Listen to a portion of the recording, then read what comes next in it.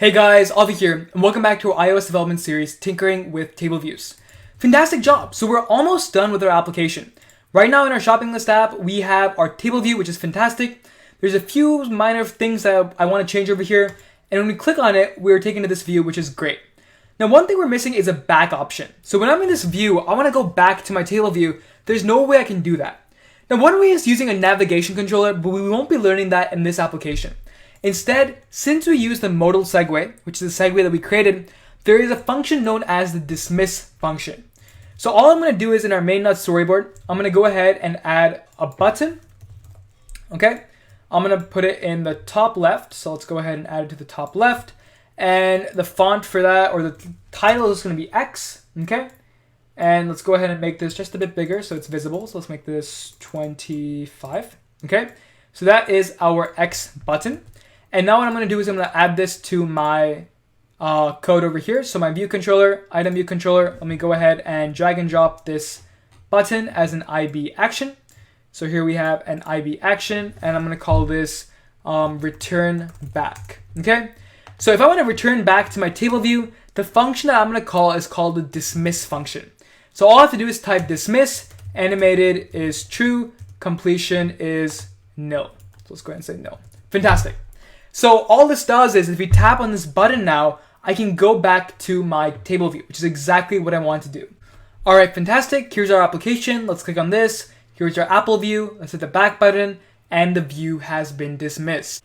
All right, fantastic. Now, one thing that I don't like about this application right now is that our table view isn't going all the way to the top to our shopping list. So what I'm going to do is I'm going to go ahead and select our table view, go to this ruler icon, go down, and remove the height equals of 588. Instead, I'm just going to go ahead and drag and drop to our shopping list and add the vertical spacing. Now, the reason we're getting this error is because there's something wrong with our shopping list. So our shopping list right now just has the bottom space is equal to 8. It doesn't have anything else. So let's go ahead and add some constraints to our shopping list as well.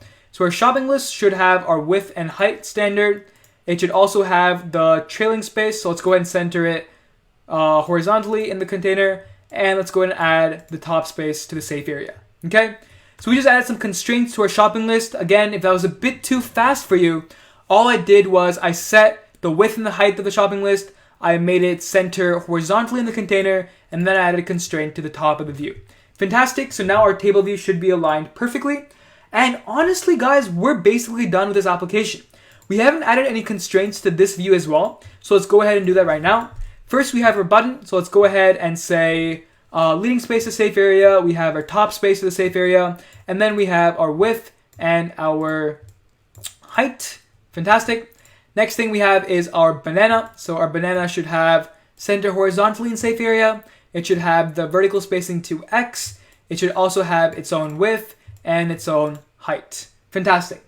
The next thing is the UI image view. Again, the exact same concept. Center horizontally, vertical spacing. We have our width and we have our height. Okay, so those are constraints for the UI image view. And then we have our count. So we have vertical spacing to our image view over there. We have center horizontally, and then we have our width and we have our height. Fantastic. Let's go ahead and run this. Let's see if everything is working correctly. Let's make sure that there are no bugs in our application. Great job. Let's go ahead and click on one of these, and now everything is centered in our screen. Fantastic. So that's pretty much it for this application, guys. Just like our last application, I don't like leaving things just looking bad. So instead, I'm going to go ahead and apply a design theme to everything in the next video. And by the end of the next video, we should be finished with this application. Congrats, guys. You guys learned how to use table views. You guys learned how to pass data between views. I hope you guys have had a lot of fun in this application. Anyways, thanks so much for listening. Don't forget to like, share, and subscribe, and I'll see you in the next video.